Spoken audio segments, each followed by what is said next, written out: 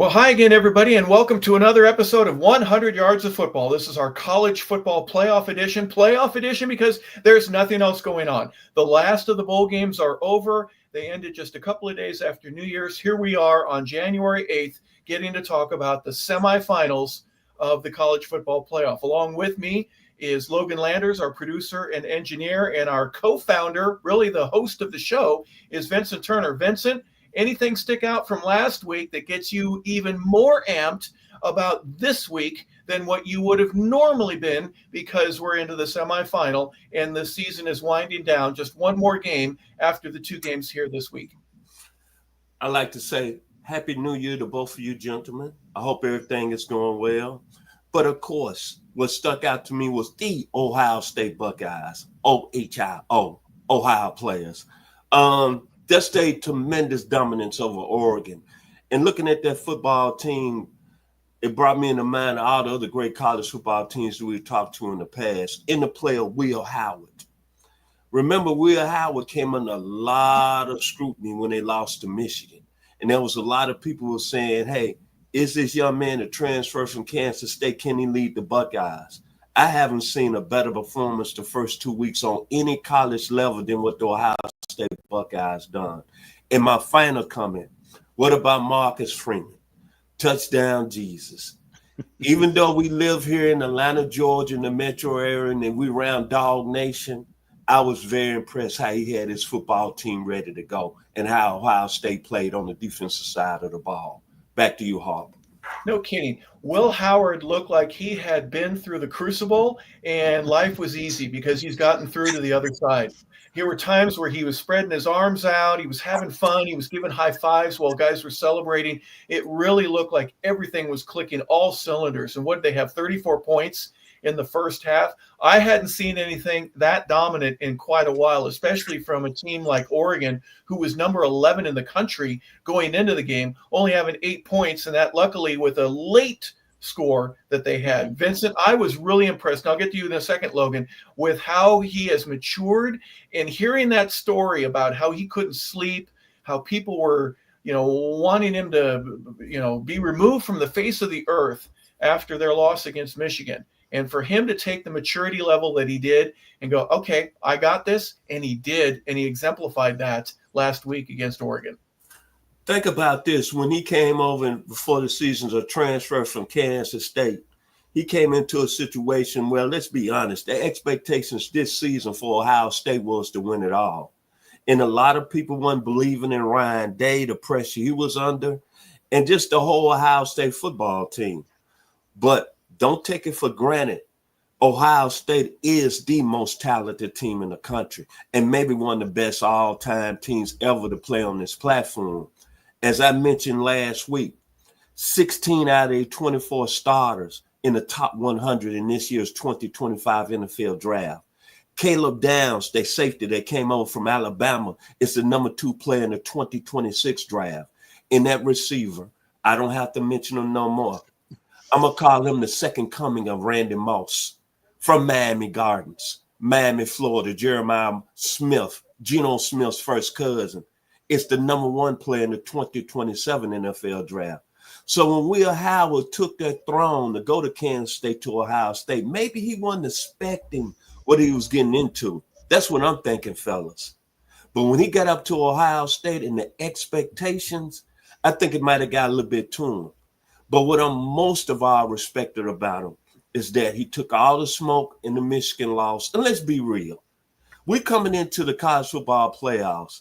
Me being from the 901, I'm sorry. If nobody don't like it, me mentioning again, I'm sorry. Get over it.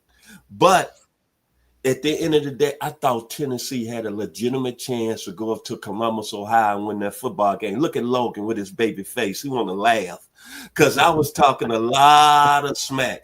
Me and the other producer, Mr. Jeremiah Long. And even me and Jeremiah thought we was going to have a great chance of going up there and winning the football game. But Ohio State let me know, and after that first quarter, I see why they're the best team in the country. Will Howard, all he had to do is drive the bus. And then he comes back in the Rose Bowl against the number 1 team in the country, against a guy that went up to the Heisman ceremony and Dylan Gabriel. And even leading up to that game, all we heard about is Dan Lanning, Dylan Gabriel, Heisman ceremonies, Oregon, what they did in the last game with their 32-31 win over Ohio State during the regular season. But Will Howard and Jeremiah Smith came out on fire in that first quarter, and that game was over with. Back to you, Harper. Yeah, Dikembe Mutombo with that Grover voice. No, no, no. You're not coming. You're not coming into our house and beating us. But Logan, it brings up an interesting point. There are some folks, and it was on the broadcast when Ohio State was playing against Michigan. Which would you rather have, as a Michigan fan? Would you rather beat Michigan and lose, every other game, or not get involved in the playoff, or would you rather lose to Michigan and win the national championship? How stupid would you be to go, no, I'd rather beat Michigan? Right now, you lost to Michigan, Yeah. but I think the team refocused, and there's something different about their want to right now. And one quick thing before we go, their helmets were so stinking cool. The scarlet stripe that went down the middle of their helmet, it was chromed, and it had little emblems of roses in it. I wonder if they're going to do the same thing here for the Cotton Bowl, where they have little pieces of cotton or something to pay tribute to Dallas to, because I thought it was really amazing that they would go out of their way to do that. So every single one of those stripes was custom from what they did on different games throughout the year. When you're playing for the national championship, you've got a little bit extra money to do stuff like that. But back to the question, Logan, would you rather beat Michigan and not be in the position you are right now to win the national championship? That seems pretty obvious to me. Yeah, I think the answer is pretty clear cut. And like you said, I think that loss to Michigan. Look, after they lost that game, everyone, didn't matter what channel you flipped on, what station you were watching, they were saying, all right, well, here it is, typical Ryan Day, Ohio State, right? They lose the big game because, Ryan Day has not had good success at all against Michigan since he's been head coach there. And you figured right around the playoffs, all right, well, time for them to crumble, and that'll be it for them. But like you said, they came out, they beat Tennessee, and then I don't think anyone would have thought that they would have dominated Oregon the way they did last week. I certainly didn't think. I was checking the score, and I was like, oh my goodness. I had to refresh the page, make sure that it was right, just because I couldn't believe just the dominance that they had on the Oregon Ducks team, a team which hadn't lost a single game this year, that was undefeated, that had beat Ohio State previously earlier in the year in a very close ball game. So I don't know if it was just that extra time off, because as we all saw, all four of the teams that won their conference titles and that had that extra bye week, they didn't win. They're gone. They're watching the games just like we are from our comfort of our own couches. So that was I think a big factor also. But I know you were talking about Will Howard, Vincent, and we're getting near the draft season. The NFL regular season is in it. We're going into the postseason now, and there's a lot of teams that need some quarterbacks. And I know everyone's talking about, Shedeur Sanders, Cam Ward, whatnot. But if I'm Will Howard, who is a senior also, I think he's getting a little bit more attention on him. I think his draft stock has already went higher and higher. And if he keeps winning games and showing out like he's been doing, I think that will continue. Looking at just some of the other games that were played last week, the Georgia-Notre Dame game was just, it was rough if you were a Georgia fan. I don't think Gunnar Stockton had a bad performance. He wasn't, lights out. He wasn't, an MVP caliber performance. But I feel like in the guy who was kind of thrown into this position, I feel like he kept his head above water. I feel like with Georgia's loss, it was other factors, right? It was the touchdown they gave that right after halftime, the kick return, that hurt him, obviously. The defense was struggling at points. The drop passes, the O-line wasn't doing amazing. It was a bunch of factors that just kind of coupled into that. And granted, to Notre Dame, yes, they only put up 23 points, but hey, if that's all you have to do to get the win, you'll take it. And their defense was as good as everyone says it was, and they were able to, for the most part, just shut Georgia down, which already had, like you said, a good roster, but they just weren't able to really get it going pretty much the whole season, it felt like, and it showed against Notre Dame. In big games, my goodness, Will Howard certainly may have added some zeros and commas into his potential game checks. Moving from a guy that might be a third, now a second day who knows if they keep playing the way that they are right now, Mm-hmm. he might sneak into the first round just because of his success, and everyone's going, "Hey, he's hot, he's playing well." But and this is a question to both of you. Logan, we'll start with you. Is it easy to coach a team that's as talented as Ohio State? You look at their size, their speed, their pedigree. It's almost like you and I could go in and, well, maybe you. I certainly couldn't go in and sling the ball around and get to a national championship because of the talent that's around. How much of that comes into factor is that anybody could do that. If Shador were on a team that were this talented, he would be the number one player taken this year and the next. So give me your thoughts initially on what you think about just the talent that's around Ohio State and whether or not it would be easy to be able to quarterback a team like that.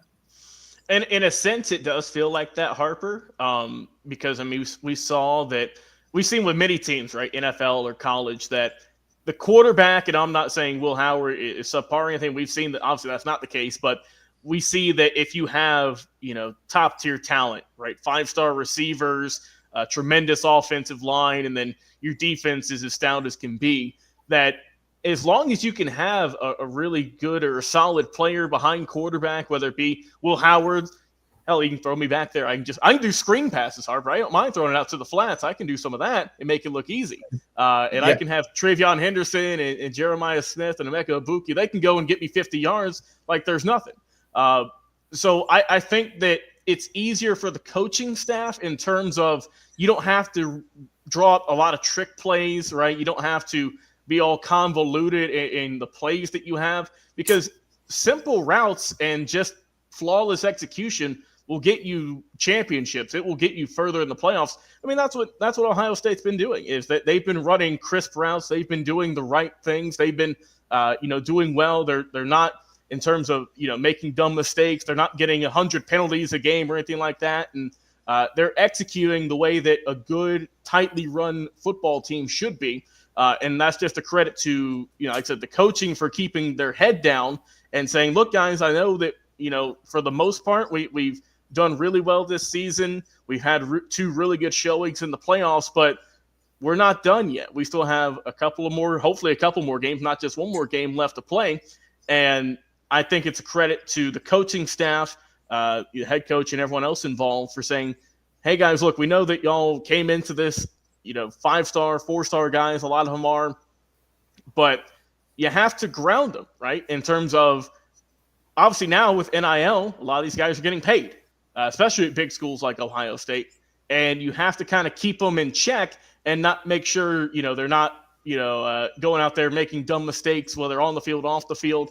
And I think that that's what the coaching staff, credit to them, has done. And I think they've done a really good job at Ohio State. And for Ryan Day, someone who's obviously, as we've talked about here on the show before, has faced a lot of criticism for not coming up in big-time performances and not showing up in big-time games. I think he's really doing his best to kind of shred that and get that moniker away from his title, because he's looked great in these 2 games so far. Vince, the same question to you. Would it be easier to coach and to quarterback a team that's full of all-stars and 5-star recruits, nothing but the best? Or does that make it even harder because now you got to motivate some guys that have a different motivation in the first place? Let's be honest here and be real today here on 100 Yards of Football. To me personally, it's pressure, because you're going to a school that's got outstanding tradition, going back all the way to 1968. Then the talent pool they have there. You come into that situation there, it's nothing but national championships. Really, I got to take my hats off to Ryan Day. Here's a guy, his only losses over the last 4 years has been to Michigan, to a very good Michigan team coached by a guy right now that's having a lot of success in the NFL. And coming into that situation, being the head coach and quarterback, it's nothing but pressure. Your fan base is going to expect you to win it all, nothing less. And especially with the talent you have. It's a job a lot of people don't want to step into, because every day, every week, it's about Ohio State football in Columbus, Ohio. Think about Kirk Herbstreit had to move from there because he wasn't giving them enough publicity on ESPN. Think about who's on the sidelines at the Oregon game. Chris Carter, Chris Spielman, great Buckeyes, Cornelius Green, Rex Kern was out there. That's pressure. Because coming into this season, if I'm Will Howard, how can you get some sleep, man? You out there in Columbus, Ohio every day, and everybody's looking at you like national champions. And you have one slip up. Oh, the dam has broke. Think about what he did in the game against Oregon in the regular season when he didn't take a timeout and he went down and the clock ran out. Think about what that young man went under. Think about what the Buckeye players went there after they lost to Michigan. There was words out there, Ryan, they're going to get fired if they lose against Tennessee. And to be honest, if Ohio State would have came out there and laid an egg against Tennessee, we probably talking about Ohio State got a new coach simply because he couldn't win at that time. But to me personally, I want to be with the best of the best. That's what this life is about. It's the stage. Do you want to be Hollywood? Of course, there's pressure up there at Ohio State. And if they run the table, the greatest feeling is when, hopefully in Atlanta, Georgia, when they're holding their crystal ball, Ryan Day can say, look at me. Think about what Shannon Sharp said before Ohio State played Tennessee. Then think about how Kirk Herbstreit and Chris Fowler came back at him. And then Shannon Sharp said, hey, keep your name out of my mouth. But see, Shannon Sharp, you ran your mouth too much, buddy.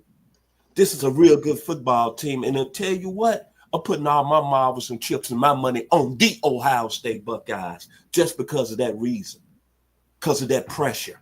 Back to you, Hawk. Well, they say that when you go to a big school to play football, there's a one point or another where the coach is going to tell you, your assistant coaches, your position coaches, or your teammates are going to go, this is why we're here. We're here for moments like this. And when you stop to think about it, there are a lot of schools, especially in the recent past, University of Alabama, Clemson, Florida, Georgia, and now Michigan, that even though they've lost, that pressure from the fan base, from your supporters, your boosters, your student body, yeah, they wanted to win. For example, let's just talk about the University of Georgia, right? Tough game that you lose. And by the way, Kirby lost his dad the day after that game. So let's keep some things in check. Okay, father slipped and fell on New Year's Day. They went for a little walk together, had hip surgery. There were some complications with that. I'm not sure. I know somebody who died of a blood clot because of something like that. And next thing you know, they're not here anymore. So, but if you're a fan of one of the schools that I just mentioned, you know what? You've got a national championship that's recent in the rearview mirror. You can still see it, so it doesn't hurt as much. But for the guys that are playing right now, the four teams that are there, 1986, 1988 for Penn State and for Notre Dame, long time since those guys have won it. And in the early 2000s for Ohio State and for Texas, some great games, and they've won some championships. But each one of these schools has been there before, so a different type of pressure. Any final thoughts before we look into this week's game? Logan, we'll start with you. Yeah, I mean, like you said, condolences to the family of Kirby Smart, family and friends, loved one. Like I say, lost his father, Sonny, who coached locally in Raven County back in the early 2000s.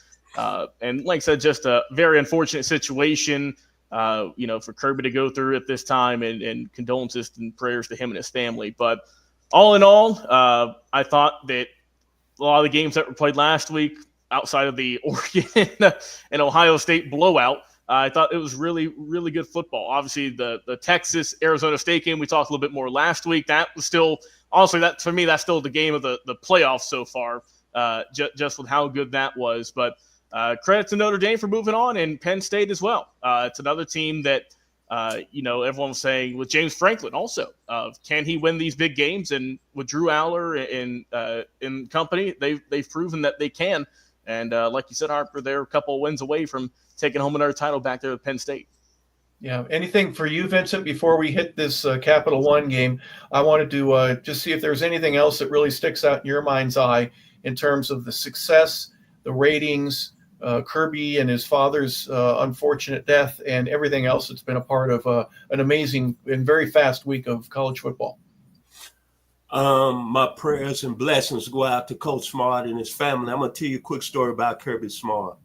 When he took the job in 2016, I tweeted him and said, congratulations and God bless, Coach. This on my Twitter account. Within 30 minutes, he texted me back and said, thank you. I surely appreciate that. And I know some players that played at Kirby, Rusty Beatles, who was a starting offensive tackle during Kirby time there at Georgia when he was the free safety playing alongside Champ Bailey. And I remember what Rusty told me. One thing about Kirby Smart, he's a guy. He's a hard worker.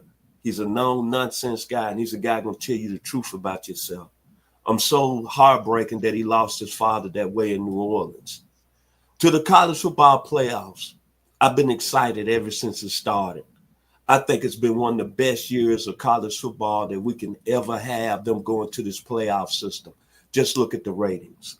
So like the great singer, who's one of my favorites out of Washington, D.C., the great Marvin Gaye. Let's get it on. Yeah, we will. We will most definitely get it on. One of the things about Kirby that has impressed me over the years as well, he was at Alabama. All the other coaches would say, yes, coach, yes, sir, when Nick would say stuff. And if he said something that was a little out of line, Kirby, well, what are you talking about? And he would have some banter back and forth. Of course we're going to run this. No, coach, I'm sticking to it. And he would challenge Nick in a way that the other coaches didn't. So Kirby has a surety in himself, and many people would bow down to the great mighty Nick Saban, and you do things his way. And Kirby, no, we're not doing that yet. We'll get to it. We'll do it your way, coach, but there's a way to get there, and my way is a little bit different than perhaps your way. And that's one of the reasons that Nick has such great respect for him, too, because it wasn't like they were arguing. They all want the same thing, but when they would have a disagreement, Kirby would stand up for himself in a way that some of the other assistants wouldn't. So great respect to him for that. And obviously to lose your dad in such a horrible situation where just a simple fall turns into a bad hip problem, a surgery, and complications from the surgery. Dad's no longer with us. So obviously what a terrible time of mourning and of loss. But I know that Kirby's father, did so many great things to help other kids, not only to play football, but raise them up to be strong men in their community. So thank you for all that you did, Sonny Smart. Thank you. And for your son, Kirby, and the legacy that he is leaving behind here at Georgia. All right, guys, let's get it on. We're going to do so. We're going to start with tomorrow night's Capital One Orange Bowl, played at Hard Rock Stadium there just north of Miami, and Notre Dame is going to be taking on the Penn State Nittany Lions. Notre Dame is a 1.5-point favorite. They rolled. They didn't roll Tide, but they certainly rolled Irish in terms of their running game, and Georgia could not stop them. Will Penn State have a chance to slow down part of Notre Dame's running game? Vincent, we'll start with you, because Penn State right now, they're the number 2. All of these teams can play defense. Penn State's number 2 in the country. Notre Dame is number 7, but Penn State gives up about 13.6. Only Ohio State is better. What's it going to take for the Nittany Lions to win this game? Vincent, we'll start with you. I look at both of these teams. They're similar. Both of their head coaches are kind of like not got respect on the national level. But these are both teams that need to run the ball to be very successful and win the football game. I'm going to start with Notre Dame. I think Riley Leonard, their quarterback, last week he only had 90 yards passing against Georgia and 80 yards rushing. I think he has to make some plays in the passing game. He's got to help him more out in the rushing game like he did against Georgia. Jeremiah Love, their star running back, has a nagging knee injury. Last week was in and out of the lineup against Georgia. Now, I will say this about Notre Dame, what I came impressed with. They shut down the Georgia's run game without their best defensive lineman on the field. And they got some playmakers on the defensive side of the ball. For me, for Notre Dame to win the football game, it's all about how Riley Leonard is going to be a through threat, because I don't think Jeremiah Love is going to be 100%. Over to Penn State, I'm very surprised Notre Dame is a 1.5 favorite over Penn State, because I think Penn State got the better football team. They got players that can make more explosive plays. Tyler Warren, if he's not the best tight end in the country, then I know what we're looking at. What did he do last week against Boise State? He had 2 touchdowns. Omar Evans had an explosive play in the passing game. And then they running backs, Katron Allen and Nicholas Singleton, are not getting their love. They're 2 guys that are very explosive, man.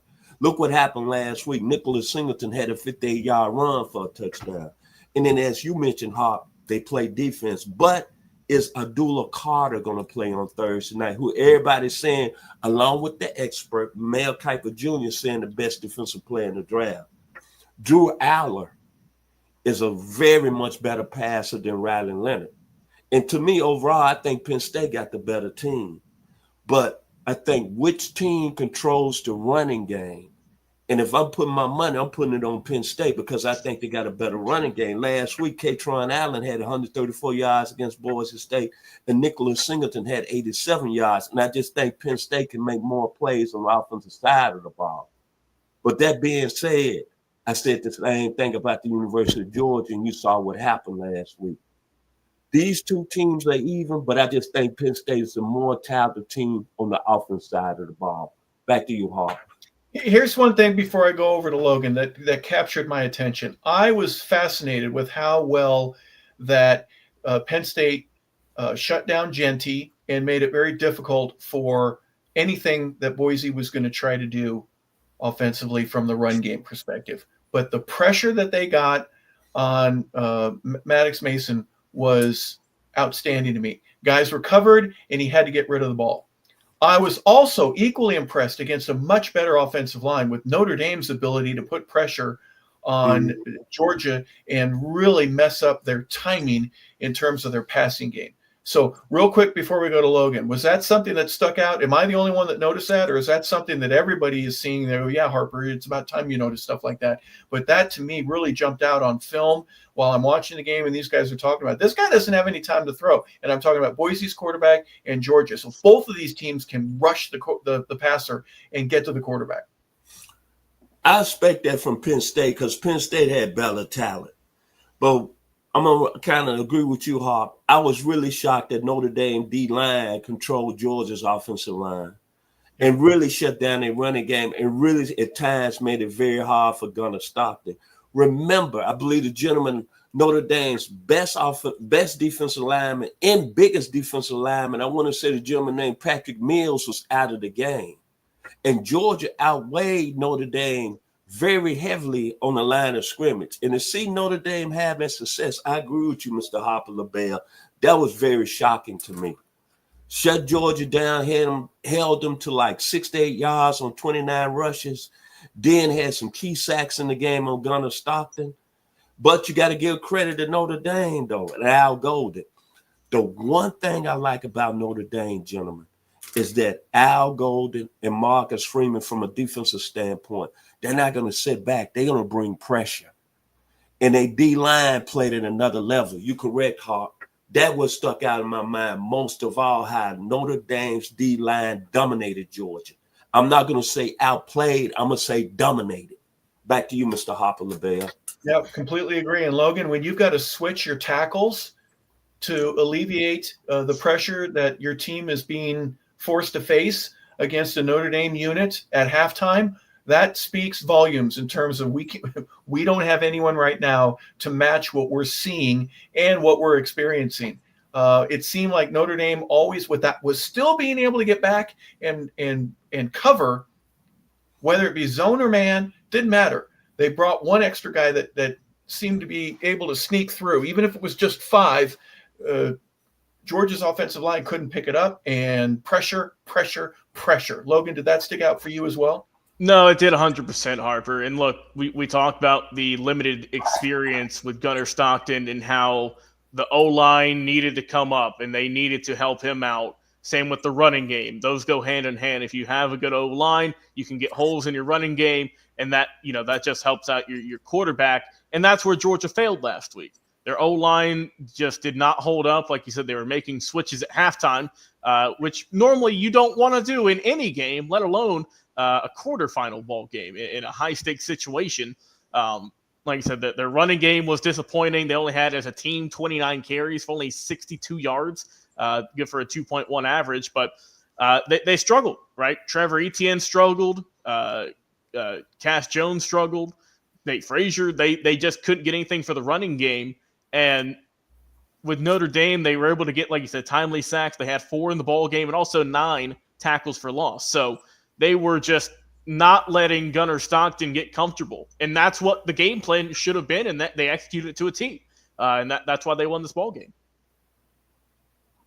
One of the things also, and you brought up the running game, what I feel will be critical for this week is obviously Notre Dame didn't have to throw as much as they wanted to because Georgia just could not stop them on 3rd and whatever. It was 3rd and 9, 3rd and 2, 3rd and whatever. It didn't matter. They were able, especially in the 3rd and the 4th quarter, to keep the sticks moving, extend the drive, and burn time off the clock.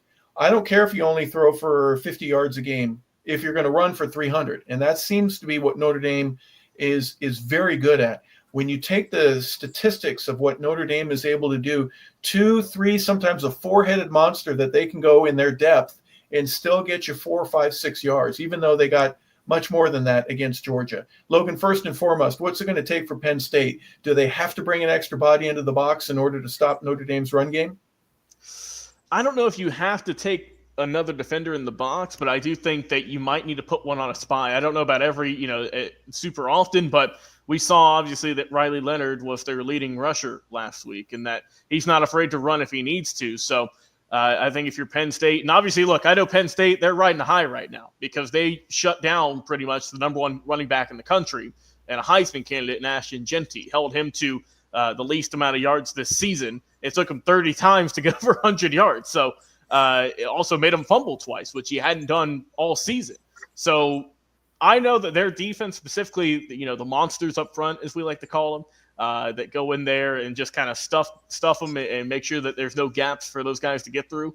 I know that right now that they are feeling on top of the world, but can't be too overconfident. So I don't know if I would load the box up against them, Harper, but I would definitely say I would lean more towards that Notre Dame's going to be run first because, like Vincent also said, a good point in that Jeremiah Love isn't 100%, so we don't know, A, how much he's going to play, and B, how effective he'd be if, whenever he does go on the field.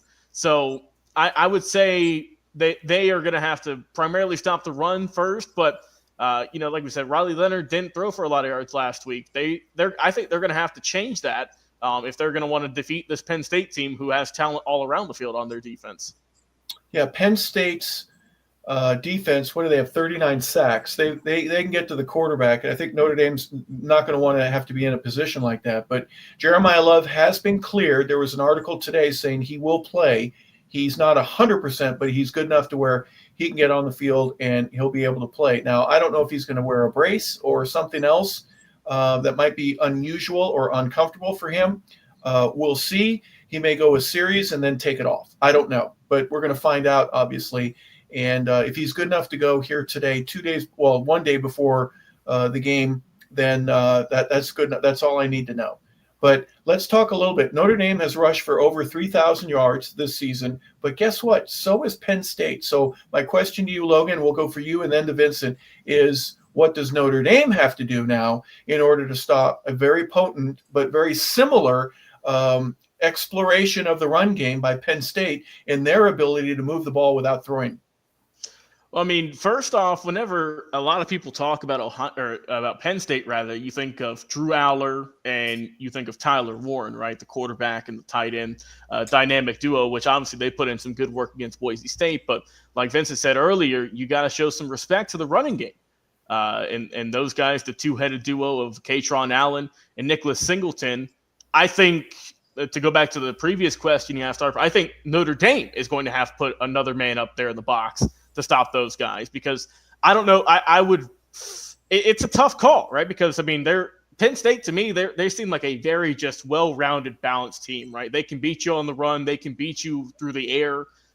So I mean, they're going to have to go through a lot of different situations, I feel, but I would feel more inclined if I was Notre Dame and if I was on defense to bring another guy up front just to maybe just even as a spy, as a fake out to say, all right, look, we're going to load up heavy. But even if you don't run the ball, we're going to make sure that we're going to try our best to just kind of play some mind games with you so that you don't run it as often, and that we can maybe, as Notre Dame, get some interceptions or get some passes defended, get some pressure on Drew Aller. But it's a tough call because, like I said, that's a very well-rounded team over there at Penn State. Completely agree. And here's what, if you bring another guy in the box and then you do play action, you got Tyler Warren. He's got 98 receptions, right? He'll get over 100 for sure by the end of this game.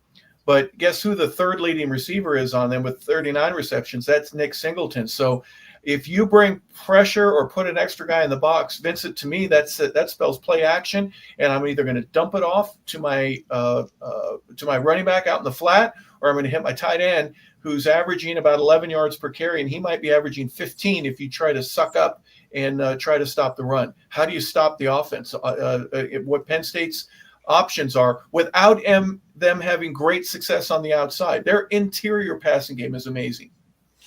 It's going to be interesting to see what kind of scheme that Al Golden and Marcus Freeman bring up, because you're playing against a better offensive team that you played against last week. But I'm going to bring up one critical point. Penn State is balanced. They can run the football. They got playmakers all over the field. Remember what Dylan Brooks got wide open and dropped that wide open pass last week? Mm-hmm. That brought up kind of something to my mind. Notre Dame is how they played last week. They put a lot of pressure on Georgia and stopping the run.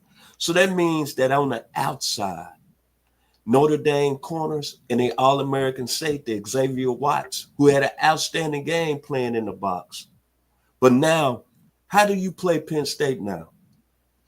You bring a lot of people in the box. That's going to be man-to-man on the outside. You don't have to, you don't necessarily worry about Tyler Warren because you think Xavier Watts is going to be able to kind of X him out. That's going to be a hell of a matchup. Money on the line there. But my Omari Evans, who got over the top against Boise State for about a 48-yard touchdown. And you looking at the Notre Dame corners, is Notre Dame going to be able to hold up?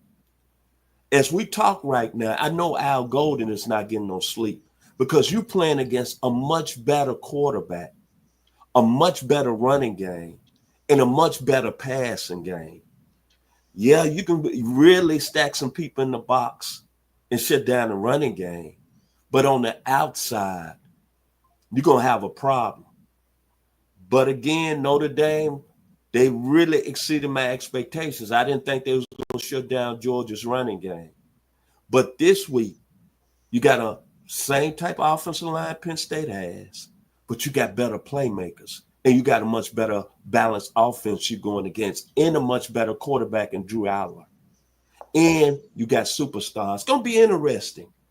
Going to be interesting which way Notre Dame goes. Do they play it safe and hope they D-line can control the line of scrimmage and maybe control the running game? But if Penn State start gashing them in the running game, I guarantee you, Notre Dame is going to put 7-8 in the box, and it's going to be man-to-man all on the outside. And I'm going to go back to last week.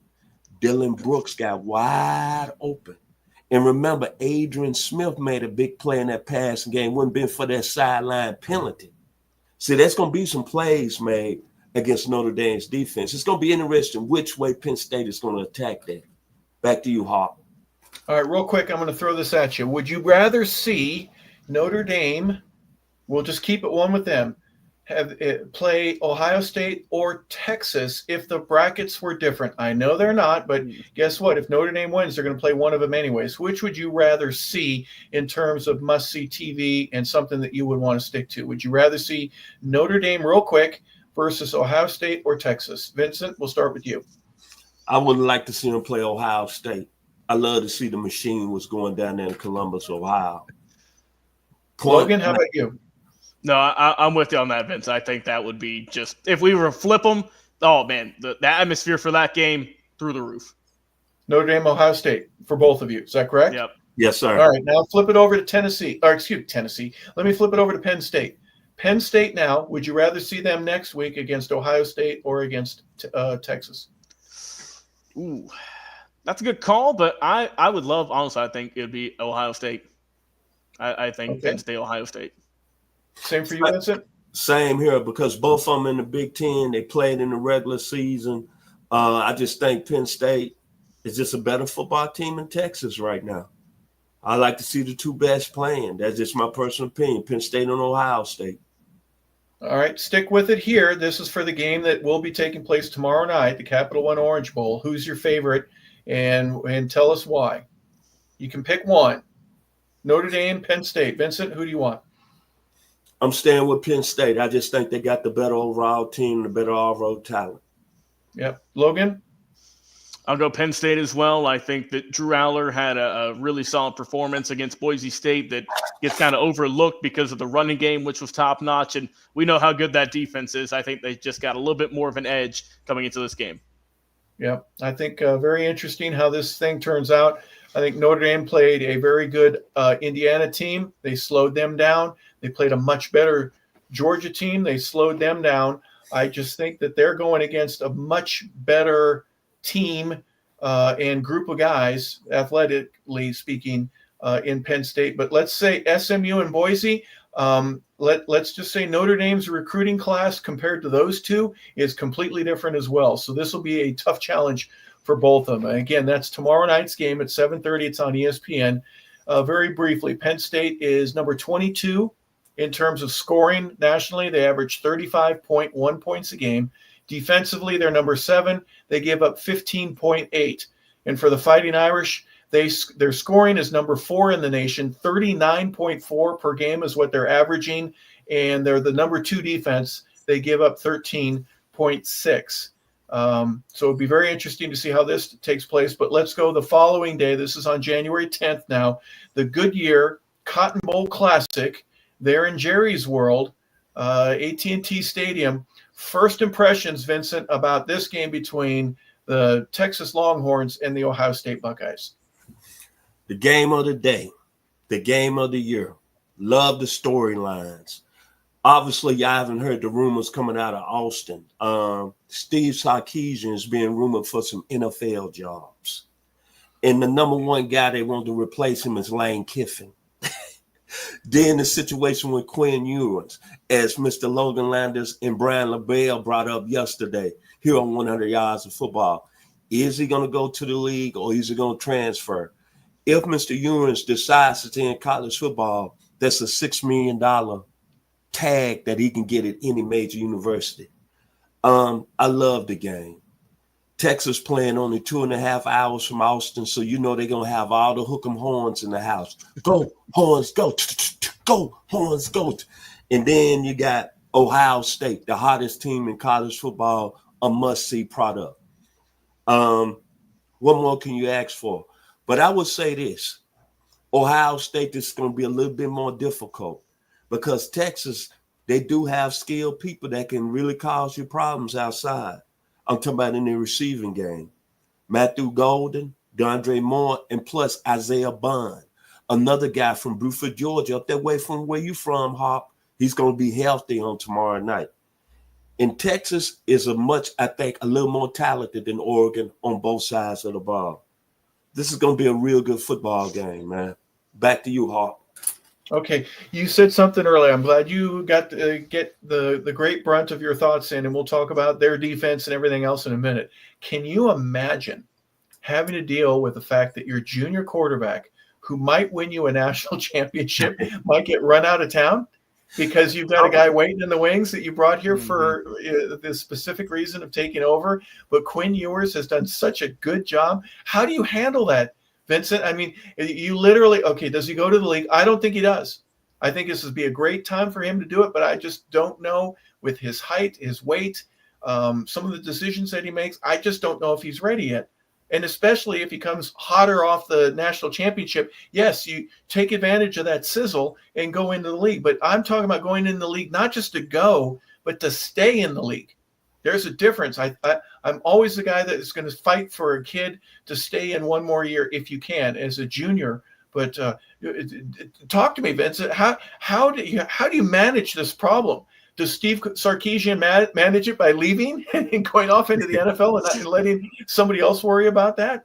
Give me your thoughts in Me, terms of me Logan and Brian already talked about this, and Logan, I'll get your thoughts in a second. But how do you handle this very, very unique position, especially when you're playing in a semi? And if they win this, if they beat Ohio State, you're playing for a national championship, and you want your quarterback to leave?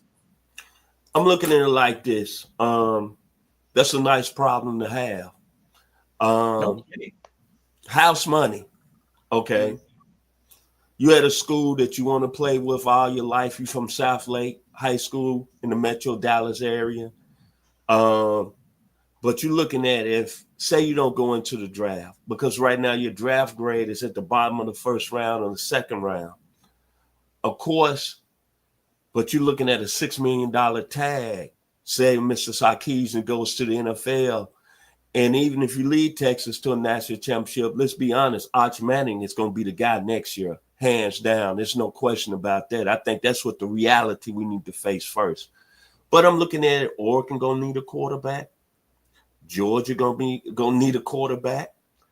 Ole Miss going to need a quarterback.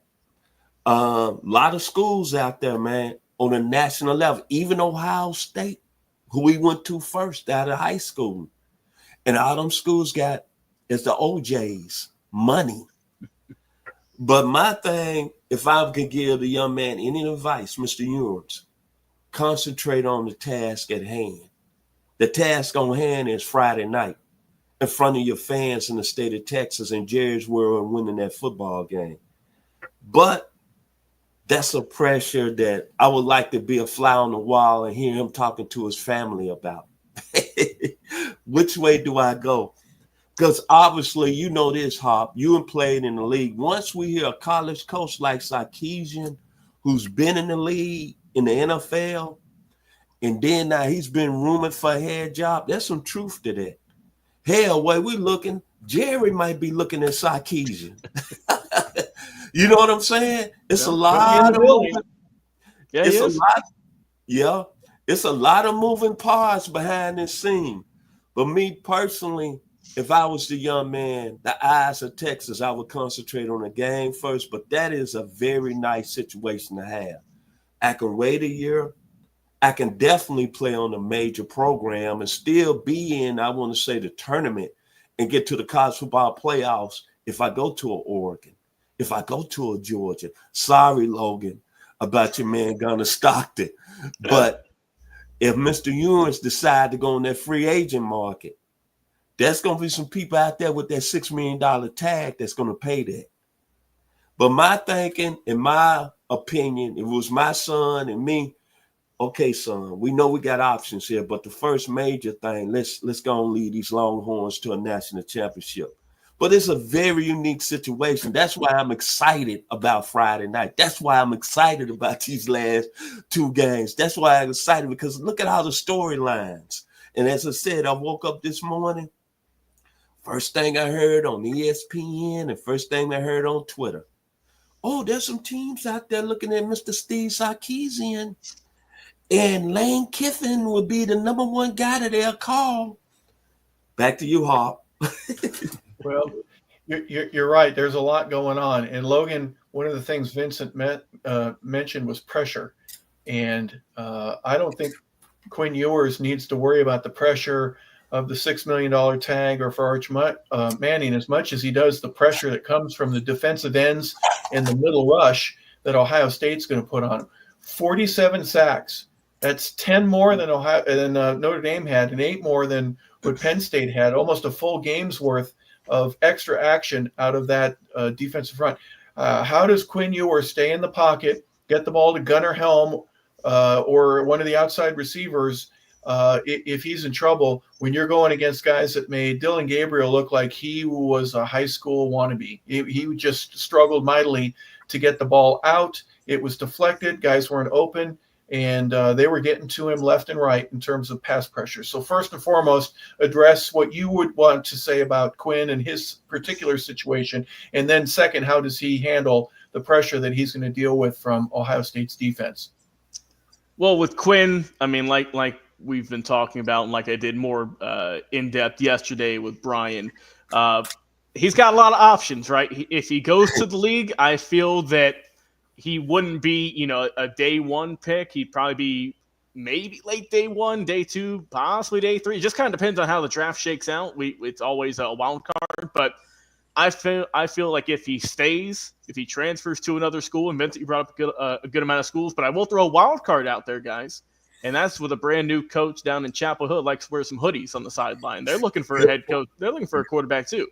I'm just saying, and they got some money now, so that could be another option. But personally, I think that Quinn, if I had to pick, I think he should stay and keep boosting up that draft stock, because look, he can say, even if Texas gets knocked out in this matchup, saying, hey, I brought these guys to a semifinal performance, and now I'll go to whichever school, fill in the blank here, and I'll presumably have a good season here in my last one, and that will elevate his draft stock even more. But going to how he can stay in the pocket, Harper, I don't know if he can. Honestly, I don't know if he can, but we know that Texas has some look, they got some bulls on the O-line, right? They got some big guys. Everything's bigger in Texas, including that O-line. And when you look at, just the dominance that Ohio State had last week, like you said, they made a Heisman candidate like someone who had never touched the field since high school, was still on like a JV team. And that's saying something, that just how impressive they were. When you're able to get 8 sacks and 13 tackles for loss, that is immense pressure. So for Quinn, look, we know Quinn, I mean, he's not really much of a scrambler either, right? He can run a little bit, but I mean, he by no means is he a dual threat quarterback in my eyes. So it's going to be tough. If you're an O-line, if you're on the O-line for Texas, just got to go and do your work, right? Bring an extra lunch pail, because it might be a long day. If you're also, too, I think that for the running backs, they're going to have to be on point too, because you're going to have to get some good blocks, because 9 times out of 10, one of those guys on the defensive line is going to creep through, and you're the last chance. You're the last resort. You're going to have to stand in there and get beat up probably if you want your quarterback to make some good throws. So if you're on the O-line for Texas, and also the running backs, make sure you got plenty of ice in the tub. It might be a long day. Well, you mentioned the run game. Let me pull some stats from last week. In the Rose Bowl, Oregon rushed for negative 23 yards, and 43 of those were sack yards from Dillon Gabriel. He had 12 attempts where he kept the ball. You mentioned that he got sacked 8 times. His longest run past the line of scrimmage was 5 yards, but he ended up with negative 43. Doesn't matter. Jordan James, 7 carries for 14 yards. Jaden Lamar had 2 carries for 4 yards. Absolutely atrocious. And Texas struggled against Arizona State. Are they going to be able to run the ball at all? Vincent, I'll start with you. They're already got a poorer than average. And by the way, let's give some credit to Oregon. Dillon Gabriel, I was a little too hard on him there. He did throw for 299 yards, 2 touchdowns, no interceptions. That's a clean slate in most games, but not in the Rose Bowl against Ohio State. In my opinion, his 29 out of 41, which is a very successful day, was matched with guys when you needed to get a first down weren't open, and you were getting passes deflected, and you just looked like anything but the 3rd, 4th, or 5th best scoring offense in the country. And that's just what Ohio State's defense will do to you. But back to the task on hand, Vincent, how does Texas run the ball? You've got to have some sort of balance against a team like this, because they will come back and tear your arm off if you're only going to throw. So your thoughts initially on a very good Ohio State defense against the run versus a very poor result last week against Arizona State in rushing the ball for Texas. Well, I think when you look at it, Ohio State, what they did early on against Oregon, they took the running game away. And they made really Oregon one-dimensional with Dillon Gabriel. In this game coming against Texas, Texas has shown in the past they can run the ball. The first playoff game, they had almost 300 yards against Clemson. But I think last week the game was just kind of flowing a different way. Remember, Texas was flowing away when they had a 17-3 lead at halftime. It just seemed like that they just never took the gas and pushed it forward against Arizona State. What I mean, they allowed Arizona State to stay in the game. But this Texas team has a lot of skilled people. Silas Bolden, Dondre Moore, Matthew Golden, and that's just mentioned Isaiah Bond is coming back this week. So what I expect for Texas opening up their run game early on, Ohio State D-line, which has Mr. Williams as a first-round pick, Mr. Sawyer, who made a lot of money last week against Oregon. Mm-hmm. They are going to play very well. But Kevin Banks, you've been injured, the left tackle. But everybody's saying you're the best tackle in the draft. This is your time to stand up and really for that Texas offensive line to show that, hey, they can go back 2 weeks ago and run the ball on Ohio State. But don't get me wrong. Don't misquote my comments. I'm not saying Texas is going to run the ball on Ohio State. Well, I think what's going to make Texas very successful, and watch on this on Friday night, short passing game. Quick passes out of the backfield to their running backs. Quick wide receiver screens. You brought up a player that's going to be very important on Friday night, Mr. Harper LaBelle, Gunnar Ham. That's what I think Texas is going to do first and foremost. They're going to go to the short passing game, make Ohio State and their linebackers, Coney Simon, who had an outstanding game against Oregon, who was the defense MVP. Remember, he had 11 tackles and 2 sacks. That's because they took the running game away. But it's different when you really have to defend some talented people, such as Texas has on the offensive side of the ball. That's how I think Texas is going to create a little leverage in the running game. They don't come out with a short passing game, and the tight end is going to play a big role on Friday night for Mr. Quinn and the Longhorns. Back to you, Hawk. Well, we've talked about some of the offenses, and we will in just a second, but let me give you some numbers here, Logan. Number 1 defense in the nation is Ohio State's. They give up 12.1 points a game. Number 4 overall is Texas. Now, they were number 2 just a few short weeks ago, but they've given up some points, especially against Arizona State. So they've moved down slightly with their average, but still their up front defense is their front 7 is amazing, and their secondary is really good. Had a few guys get beat up last week, so it'll be interesting to see if they're 100%, if they're 90, 85, 70, and they get nicked up early in the ball game. How will that affect the depth in what they have? But their number 14.5 points per game is what they average. They're number 4 defensively. Logan, first and foremost, the rushing game we talked a little bit about, but what is each defensive front going to really need to worry about most? Let's start with Texas. What do you have to worry about? Will Howard threw for 319 yards. He had 3 touchdowns and no interceptions last week. How do you stop that if you're watching it on film, a guy that just had a fantastic game against the Ducks? Yeah, I mean, it's hard to stop. It's more so you just try to limit the bleeding, right? It's going to be tough. And it's going to be even more a tougher job, Harper, because he's throwing it to one of the best receivers in the country, and Jeremiah Smith, who said publicly no one can guard him. So, I mean, that's a guy who's confident in his skills and his abilities. I mean, just look what he's done, not just all season, but against the number 1 team in the country last week. So they're riding high right now. So, I mean, I think that if you're Texas, you have to limit the big plays, right? You can't have him chuck it for 30-plus yards. You can't have him go for a 2-play drive for 6 points. You're going to have to, I just make longer drives if you can. Not too long, obviously. You don't want to kill all the clock, but if you can say, all right, we'll nickel and dime you. We'll get 5 here. We'll throw it out to the flats, get 4, and then we'll run up the gut for the first down. That, I think, would keep Texas more in line to be competitive and to come out with a win than if Ohio State can connect on those big plays, which they're known for, with Will Howard, especially with how red hot he's been. And also, too, I mean, Texas, like you said, they're a little bit beat up, Harper, and they are a little bit gassed, too, because they did play in double overtime. So they've played more football than Ohio State has. So it's going to be tough. But, it's hard to stop. You just have to limit it, I think. Well, one of the things, Vincent, you got to do, you got to ramp it up one more time. You mentioned the double overtime, longer game, shorter rest than what you normally would get, bigger audience. You don't sleep well when you're playing with all this because you get, gosh, how am I going to get the tickets with all of this stuff? And then how am I going to play against this guy? I've never played against a guy as good as this. Lots of pressure on these guys. How do you sort it all out? How does Steve Sarkisian, even if he is going to leave, how does he keep focus with this and Ryan Day to just get your guys to. I want you to relax. I want you to have some fun, but I want you to play hard and represent your school and your university. Simple answer, man. Gentlemen, we belong to be here. This is what the stage is all about. We near the end of the journey.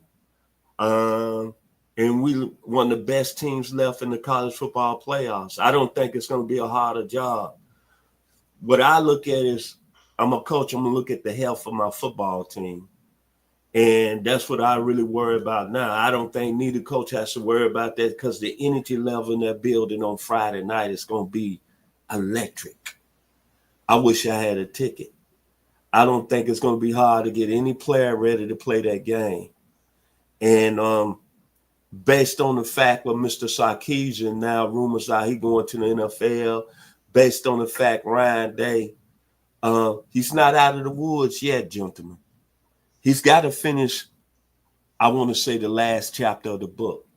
Because if Ohio State loses any one of these last two games, we're going to be saying something totally different at the end of the year about Ohio State football. But hey, I don't think either coach has to worry to get their team ready. It's going to be a special night. Back to you, Hawk. Yeah, neither coach can unzip and take the jacket off or untie their shoelaces. There's still work to go. All right, final thoughts. Let's say I think you said earlier, both of you gentlemen, when we were talking about the Notre Dame Penn State side, we were both thinking that this is going to be Ohio State's game to lose. They're the favorite right now. Any differences? And if there are, tell me what that would be. Otherwise, just final thoughts about both of these semifinal games. You've got Notre Dame, Penn State, Ohio State, Texas.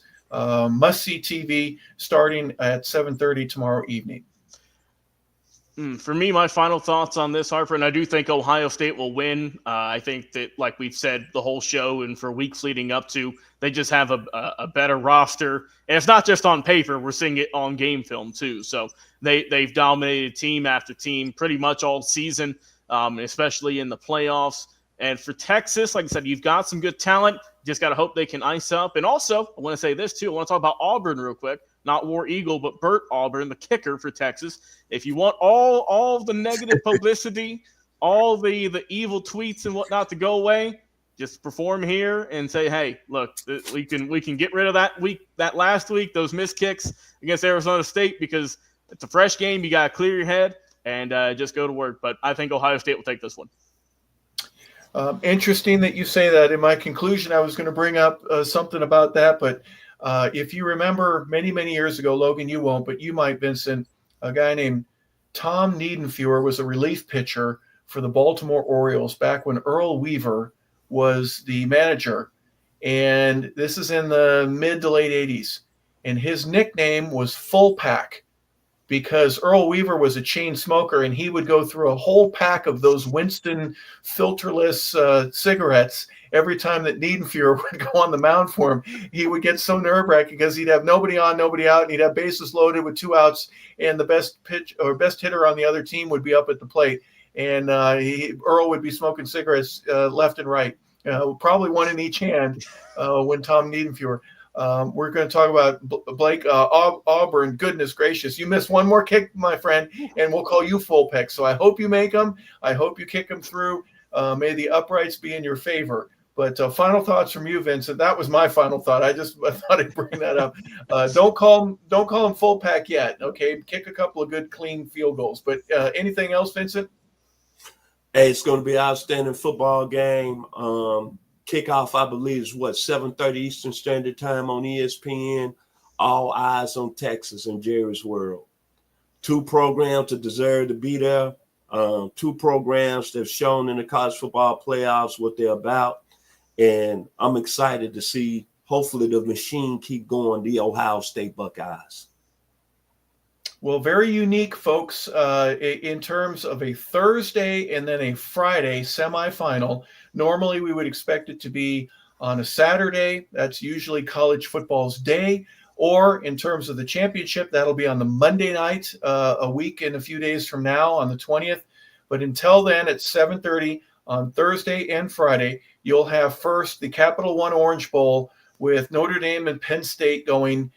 Each of them have 1 loss. Notre Dame is a 1.5-point favorite from the Hard Rock Stadium there in Miami, and then of course from Jerry's World at AT&T Stadium there on Friday night. It'll be Texas and Ohio State.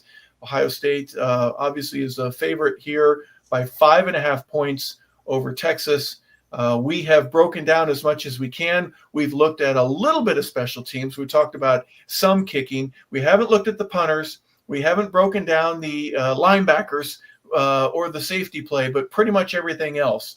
And the most important portions of that are what we think that it's going to take for each of those teams to win and what they're going to have to face here in these semifinal games. So thank you for paying attention with us. We really appreciate it. For over an hour, we've been talking about just these two games, and we're so glad that the college football playoff has been so entertaining thus far, and we believe it still will be. So for Vincent Turner, our founder and co-host, for Logan Landers, our producer and engineer, I'm Harper LaBelle saying thank you, everybody, for tuning in to 100 Yards of Football. This is our college football playoff edition. Thank you so much for being a part of it. Have a terrific day, everybody.